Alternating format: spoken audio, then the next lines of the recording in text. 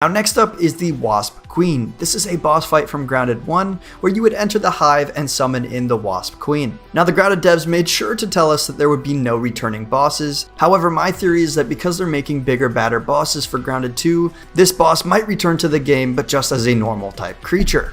And honestly, it doesn't quite make sense to have wasps in the game without a Wasp Queen. As far as the fight goes, it would have similar mechanics to Grounded 1. The Wasp Queen would have several dive attacks and sting attacks, as well as summoning in other wasps during the fight. Once you finally kill the boss, the item drops would be similar to Grounded 1, which you received a super fast bow and an archer type helmet. I think it would be cool if they expanded and made an entire set for this, but this would definitely be archer type armor. Regardless, I think the Wasp Queen definitely has a place in Grounded 2, and it just wouldn't quite feel realistic without a Wasp Queen boss. Now following the Wasp Queen is the Queen Bee. I'm not sure why these guys aren't already in the game, because where there are bees, there is obviously a Queen Bee as well. This would be another harmless type boss similar to the Ant Queen bosses, and you would be able to befriend or kill this boss as well. However, where it would differ from the Ant Queen bosses is that you would either receive a bee mount from befriending it, or various weapons and armor for killing it. And just like the ants, I know a lot of people want to see a fight for this boss, and I think they should probably just stay the harmless neutral boss that they are.